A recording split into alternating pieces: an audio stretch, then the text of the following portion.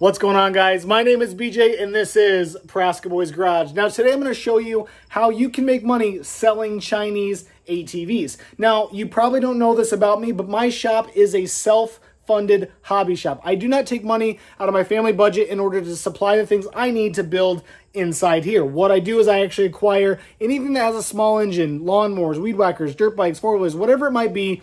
I fix and repair and sell them for a profit. I take that profit and I buy, well, everything you see behind me. So this is no different, and I want to show you guys exactly what I do. So we got to start with one thing, and that is a project. So this is the next project. It is a 125cc Chinese four-wheeler. For those of you that are going to ask, it is an ATA 125D.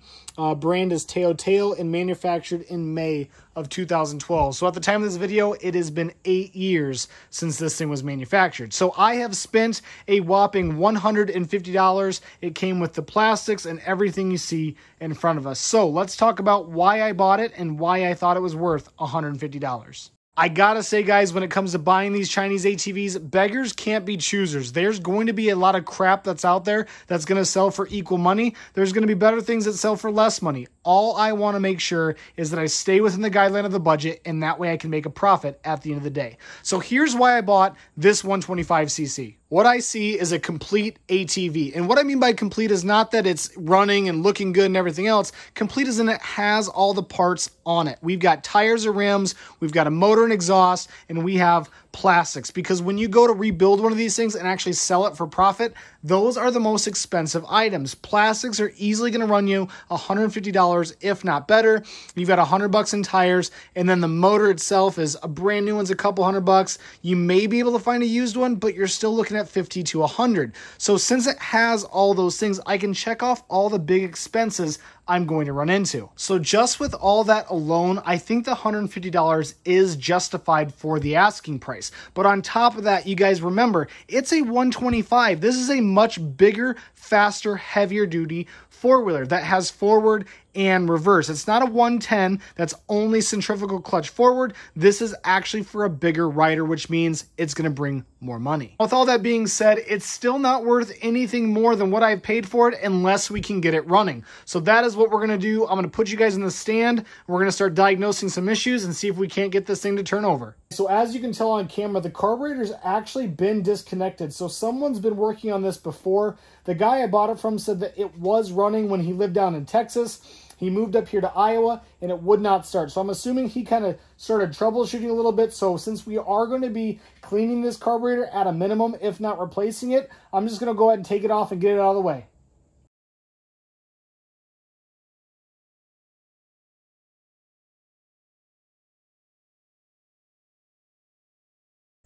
Next, what we're going to do is check the oil. That's a good one. All right, let's see what it looks like.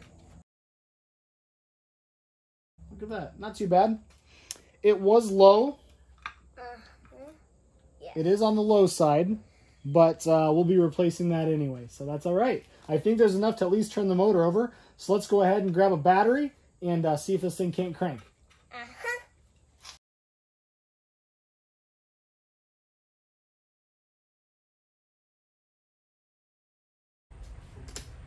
What's the odds it just turns over? Well, being that the key doesn't even move, I'm going to say not good. Let me see if I have an extra key in the wiring drawer. So I had a spare key in the drawer. No guarantees it actually works, but at least it turns. So we're going to start diagnosing, see if we can't get this started to turn over. Got myself a test light. We're going to go ahead and put it on the negative side of the battery. You can see that works. And we're going to check to see if we have power to the starter relay. And also, we're going to check through the fuse. Make sure the fuse is good. You can see that on camera. So we know we've got power to the starter relay. Now we just got to get powered across the starter relay to turn the motor over. So let's check the fuse. We do have power coming through the fuse, so that is good. So we know our key is live with power. It's just a matter of power is coming out of it to the switch. Before I diagnose any more electrical issues that we may have, I want to check to make sure I've got good compression in this motor. So all I'm going to do is take a screwdriver. We know we have power going in, and now I want power going to the starter. So we're just going to bridge these two terminals.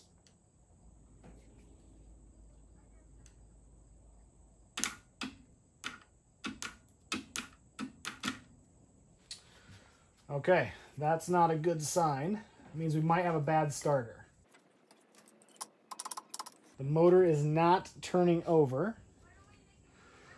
Oh boy, this could be more work than we thought. What to do, what to do. Let's test the starter directly. Since we think we've got a bad starter, I'm going to go ahead and pull it off and bench test it before ordering the new one. So we're going to take the side cover off and get that unhooked.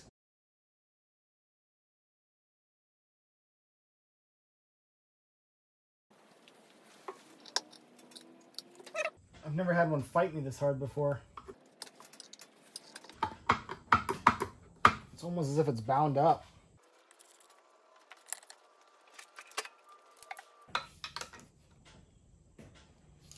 Something's locked up.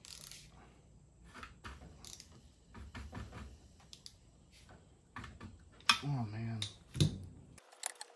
Well, I think we found our problem. I don't know if something's caught up in the coil or if the motor's actually stuck.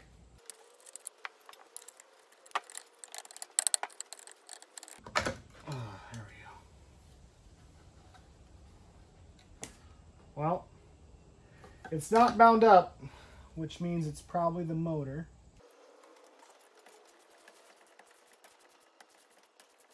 Top dead center is just a little tough. And I don't know if there's some buildup on there or what it might be.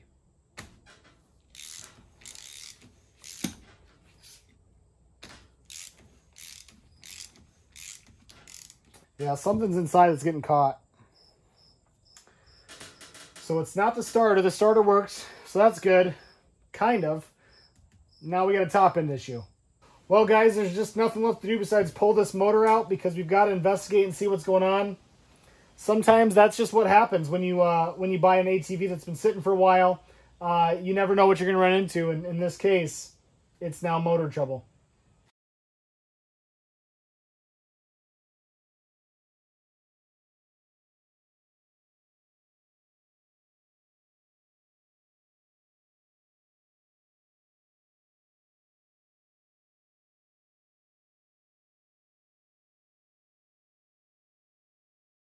Motor is out. Didn't plan on this part of the process, but hey, this is where we're at. I'm going to go ahead and start taking off this top end, find out what's binding up.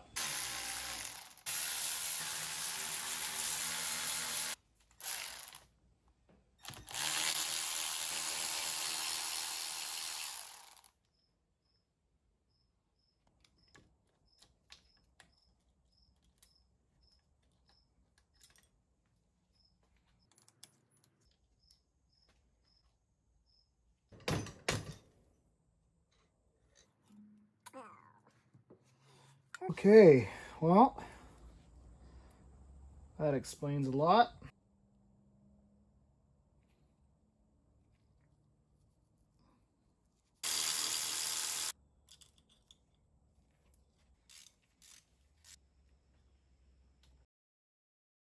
Well, here's a closer look at the head for you guys. And as you can see, that valve is actually stuck open. So even if this motor was allowed to turn over freely, we would have had zero compression. So my goal is to get this whole head completely cleaned, also take those valves out, and I'll re-lap them in. That way they're nice and sealed. Also with the cylinder, I'm going to go ahead and take a hone and re-hone that and clean that out. I am hoping that I can get away with not spending any money on a rebuild kit, and this thing will still have compression once we're done.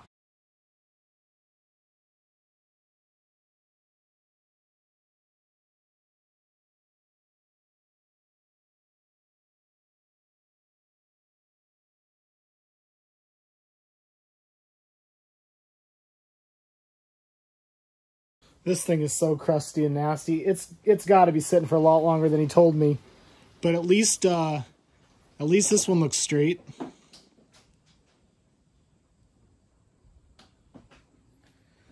Let's go ahead and pop out the other side.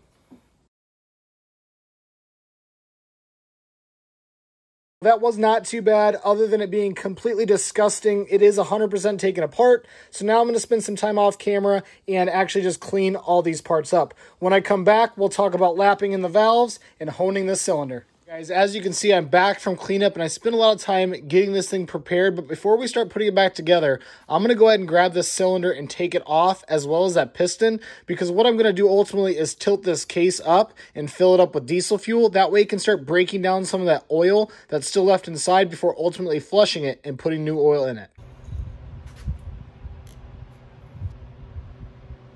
Oh boy. I was afraid of that. The sleeve actually doesn't look too bad. I think it'll come out really nice with the hone. This piston is what I'm actually worried about.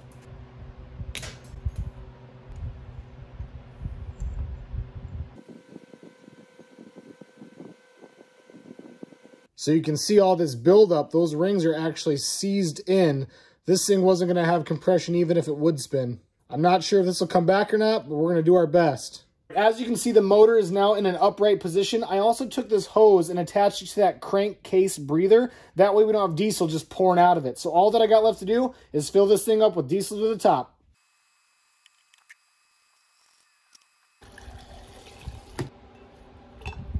Now, while the diesel is doing its work, we're going to go ahead and move towards the top end, and I'm going to start by lapping in both the exhaust and the intake valves. What you guys need is some valve grinding compound and also a lapping tool. So go ahead and grab your valve, take a little bit of valve grinding compound, and one thing that we're going to look for is you can see this edge right here is very dull. Once we're done, that should be nice and shiny. So we're going to take a little bit of valve compound. Don't need too much. We're just going to put that around. Let's go ahead and drop it on. Take our tool, stick it on, and start grinding.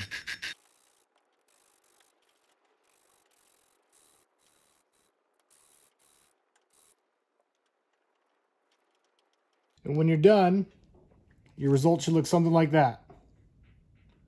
Now we're going to go ahead and repeat the process for the intake side.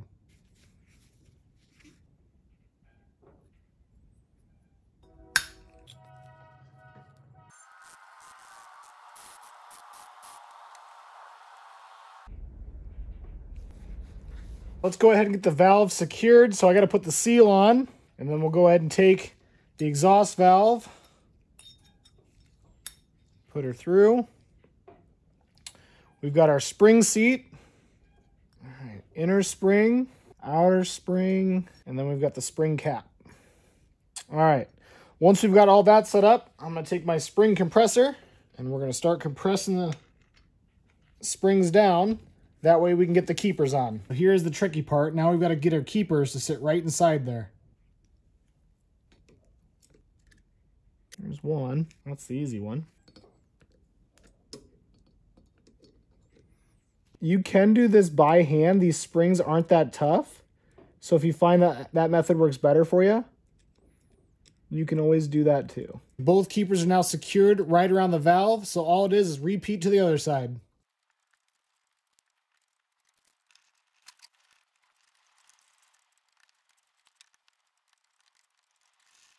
Next up, guys, we're going to go ahead and throw our cam in and both our rockers.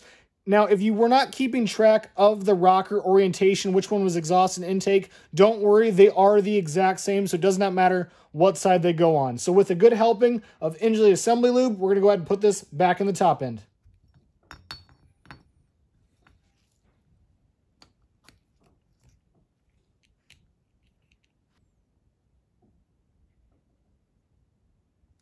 And lastly, we're going to go ahead and put these in. I'm not going to set the valves right now, only because I want to wait till it's actually on the motor. So we're just going to put these in and keep the rockers pretty loose, and we'll set them to their final spec here in just a minute.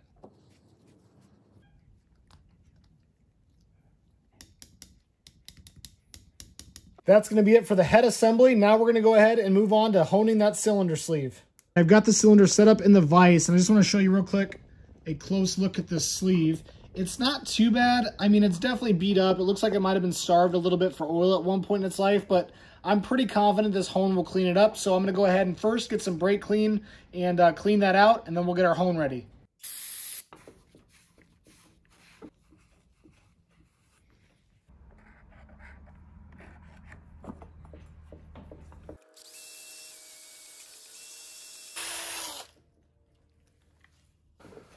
So the trick is you don't want to take off too much material at once. So do some cutting, clean it out, look it over, and decide whether you want to take some more off. I think I'm going to go for just a little bit longer, and then we should be solid. Well, we knew it wasn't going to be perfect.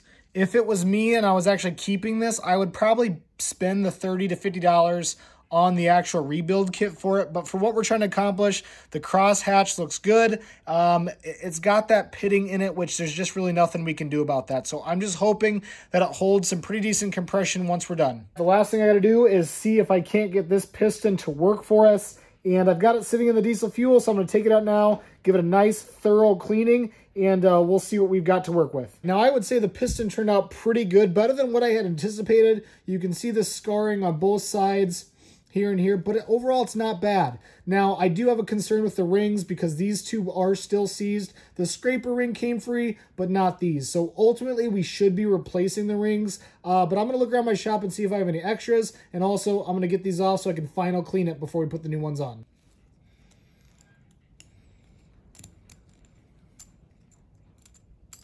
Well, right now they're just shut. They should be able to like go down. They actually expand like this. So they're a little bit bigger diameter. So these rings are a little bit bigger diameter than this piston. So since they're closed, they're the same diameter as the piston, which means air can get by it. And when air can get by it, it can't build up compression. So air will get by it, oil will get by it, fuel will get, everything will just get by it, and it will cause lots of problems. So we are trying to fix that right now. Just film this because it could be bad. Is it super easy to do that because it's hot? Yeah, I think we're going to roast this piston. I think the piston's going to be a goner. Well, I thought I could get him unstuck. I was unsuccessful. I tried everything. I even soaked it in WD-40 for a while, and then I resorted to heat, which I really, really didn't want to do, but I really just wanted to get it unstuck, and they are in there. So Amazon Prime to the rescue. I'm going to go ahead and order a brand new piston and rings, and that way we can get this thing put back together. All right, well, here we are, $13, and a couple days later, the piston kit is in. It comes with piston, scraper rings, and top rings. Also comes with the clips, wrist pin, and the gaskets for the motor. So I'm going to go ahead and assemble this piston and get it ready to go back on. All right, now when installing the top rings, they do have indicators on them. There's letters. This one says RN. This one says R. The letters need to be facing up with RN as the middle ring and R as the top ring. All right, and there we go. New rings are on. Let's go ahead and get the gasket set up and then put this piston on.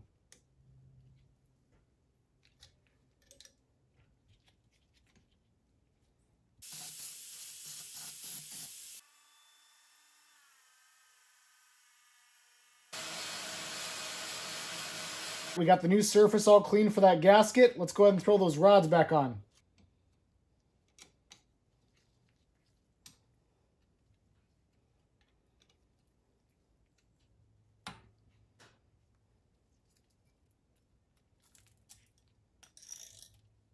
Now on the piston, you'll see the indicator IN. That is for your intake side. That should be facing up.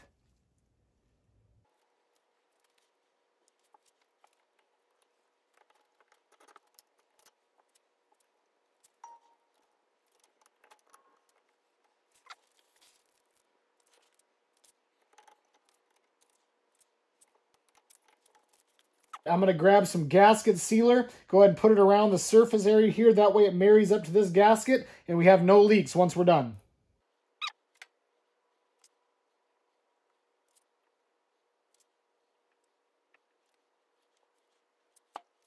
We're going to grab our assembly lube, get this nice and coated.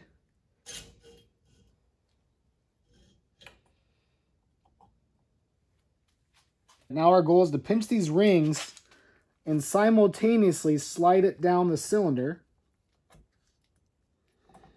This can be tricky, so just take your time.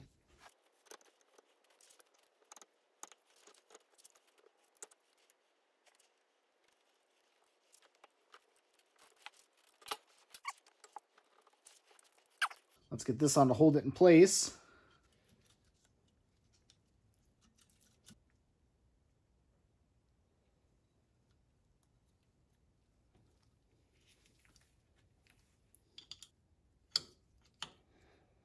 Now it's time to put the head on.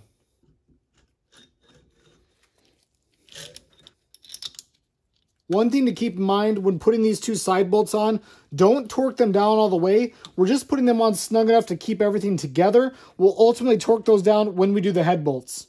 One thing that is important to note is that when putting this back together, it needs to be in time. So you'll notice that previously we left that piston at top dead center. That's where it has to be. Then you take your cam sprocket. You'll notice there's a indicator right there. That's going to line up with a casting mark that's inside your head. Now, for some reason, mine doesn't have it, which is not a big deal. We're just going to go ahead and throw this in here. And what you'll do is there's a casting mark at the front and the back for this head. Draw a straight line across. And that is where that dot will need to be. So ultimately, we're going to get the chain on, get everything screwed down, and in time.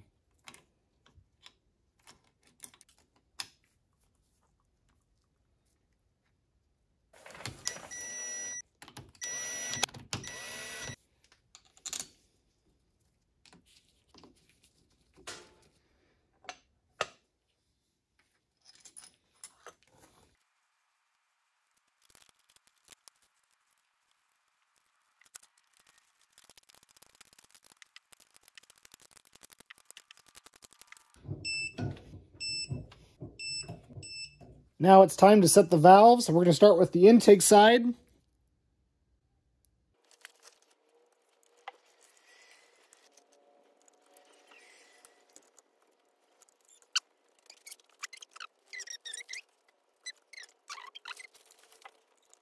And the exhaust side.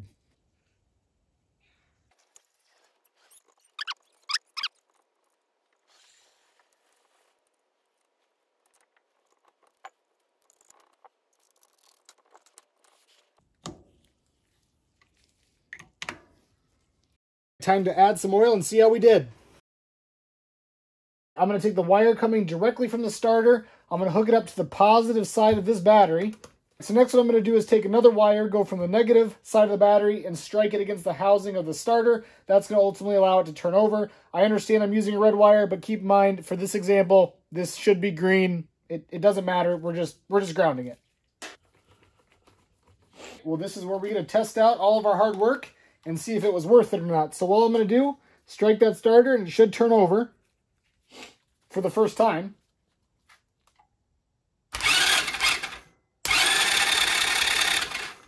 Sounds good. Now let's put a compression check on it. What's your guys' guess? New piston, new rings, rehoned cylinder. I'm going to say 135 is my guess. Are you ready? Here we go.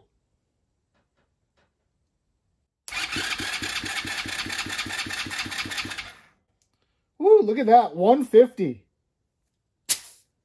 One more time.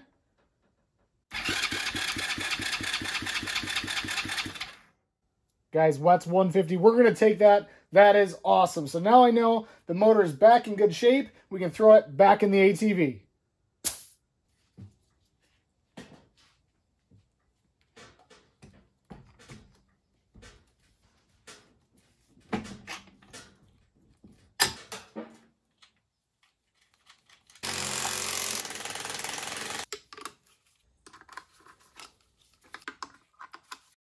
Now that the motor's back in, we can go back to where we left off and just testing it, make sure everything functions. So when we cross these two, it now turns over. So that's perfect. All right, guys, so now what we're going to do is diagnose why this motor won't actually turn over. It's very simple. I'm just going to keep using my test light. Now, here's what we know. Power starts at the battery and it ends at the starter, and we have a current that flows through this path in order to get it to turn over. So all we're going to do is follow that current and wait until it stops. Where the current begins, you've got a main power wire that runs directly from the battery to the starter relay. We know we've got power there. That's perfect. So once we can bridge power between these two terminals, it will turn over as you saw with the screwdriver from before. So why does this not have power when we hit this button? So let's follow the path of the power. We know that it goes from the battery to the starter relay and also this fuse. So the first thing we're going to check is make sure the fuse is good. And we have now power crossing through the fuse. So we know that is good to go. The next thing we know is the power is going to transfer from that fuse to our key switch, because the first thing we do is we turn the key on to give it power. So what you want to do is grab the back of your key terminal, and we want to make sure we have power going into this switch. So the red wire that we just saw coming from the fuse, we can see we have power at that connection. When we turn the key into the on position, we now have to have power leaving the connection. So red was power in, white, as you can see, we now have power coming out. So the key switch is doing its job. From the key switch, we now know that there's safeties involved when starting this. You have to have your foot on the brake or your hand on the brake in order to make the connection work with the start button. So now we need to check our safeties. The first one I'm going to grab is the foot safety. It is a 2-pin. And as you can see, we have power going in, but we do not have power coming out. That's because we're not applying brake. When I push the brake down, we have power coming out. So that connection is good. Now, one thing I'm going to do so that way we don't always have to put the foot brake down throughout this process is actually put a jump connection between it. So I'm actually going to unplug the foot brake, and I'm going to plug this jump connection in. And now that circuit is acting as if that foot brake is down all the time. So when we check it, we've got power going in, and power out. So that is done. So now we no longer have to push the brake down every single time we want to test to see if this should work. So now that we're acting as if the brake is pushed down, we know that power is now being sent up to this switch. So we're going to grab the bottom of the switch, and we're going to probe for power. And there you go. You can see we have power going in. Now we need power coming back out. So all I'm doing is individually probing each one of these wires to see if we have any power coming out after we push that button. And we do not. So it's safe to say that we probably have an issue in our switch. So I'm going to go ahead and take the switch off. We're going to put it on the table and see what's wrong. Well, I think it's pretty obvious what the issue is. It looks like a lot of moisture got built up in this switch and just caused a whole bunch of corrosion. It's probably not allowing a connection to go through when we hit that start button. Now, it also fought me the entire way. This screw is actually seized inside, and I can't really get it out without breaking it. So ultimately, I think this switch is just going to be garbage. Now, as luck would have it, I went through my junk pile, and I have the exact same switch. So let's check it out and see if this one will work. All right, we're going to plug this right in. Keys on. Now remember, we still have our jump connection in there, so we don't actually have to push the brake down. Let's see what we got.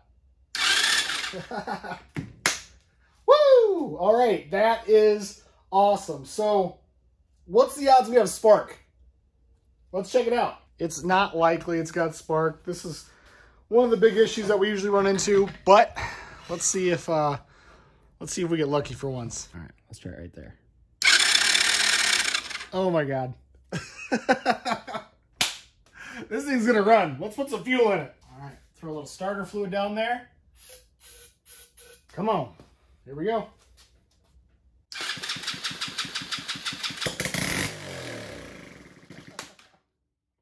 Yes, woo! All right, that was awesome. All right, guys, well, this thing is a runner. I am ecstatic that we actually have spark, and it took off and ran for the first time.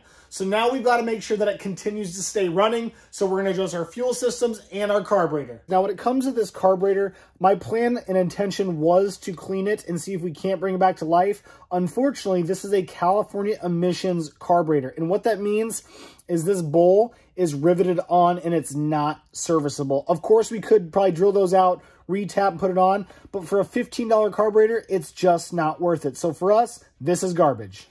Well, $15, and 2 days later, the PZ20 carburetor is here. It is a completely serviceable carburetor because it does have the screws on the bottom in the event we need to clean this at a later time. Now, it also comes with the air filter and fuel filter, which we will be using. If you need this exact same carburetor, I do have a link in the description below. It is an Amazon affiliate link, so by clicking on it, you are helping out the channel. So let's go ahead and throw this thing on the ATV.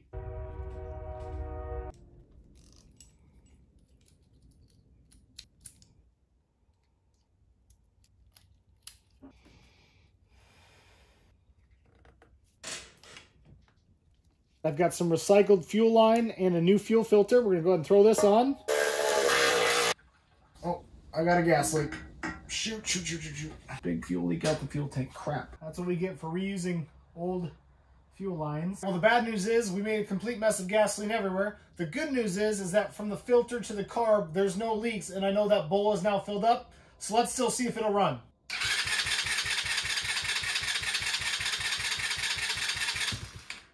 Woo. Let's try some choke.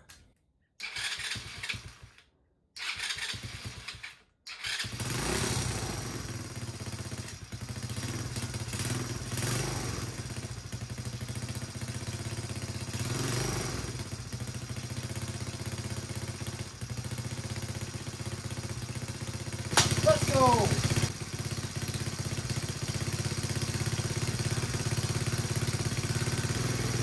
At this point, I'm just going to let it run out of gas before we redo the gas lines. All right, guys. Well, as you can hear behind me, the thing is running fantastic. I got those fuel lines fixed up, so there's no more fuel leak.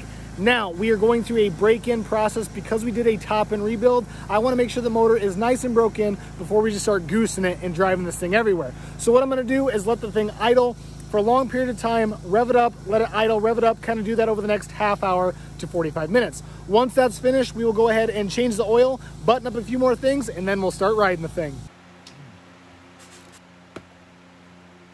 Now, while that oil is draining, let's talk about what's left to get this thing 100% buttoned up. For starters, we've got a brand new battery sitting over there that's going to fit right inside this crevice. We're going to put that in. We're going to fill this thing back up with oil. We're going to throw the chain back on. And then after that, I've got this wheel to address. Now, I did go ahead and buy a brand new rim because if you'll notice, this rim is actually broken and it's kind of sitting cattywampus. Not to mention that treads on backwards. Some of you guys have probably noticed that and be like, what the heck? That needs to get addressed. Don't worry. We will be changing it right now. So once all that's complete, we'll go ahead and throw the body back on and take this thing for its final test drive.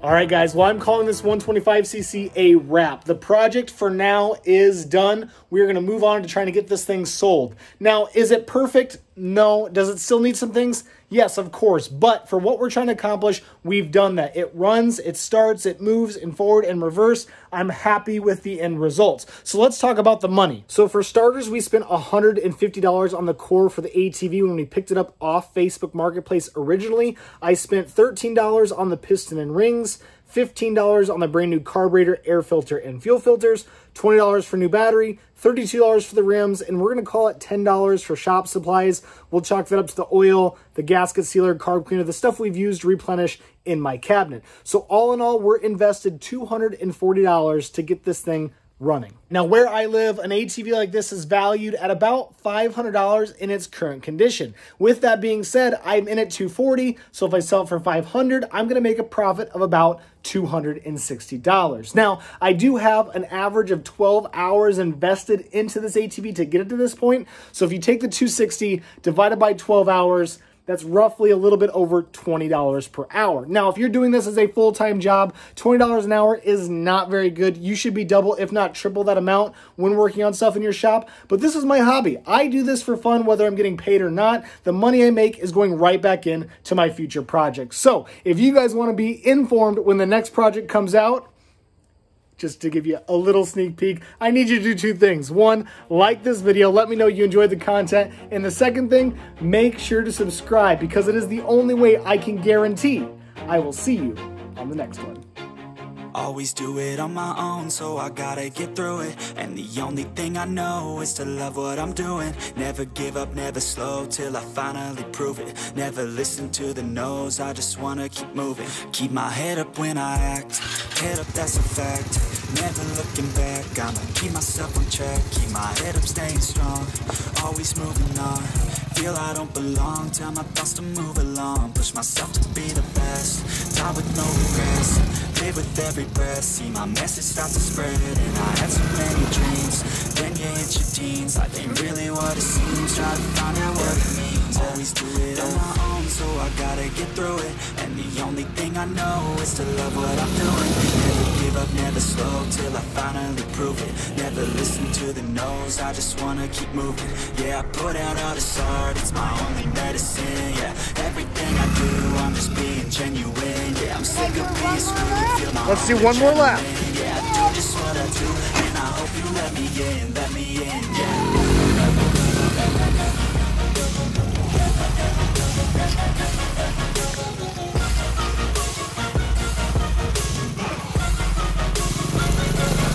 I'm grateful, oh yeah, able, oh yeah, I'm stable, oh yeah, no label, oh yeah, you know me, I have only a path, I'm lonely, but damn, I'm going to win.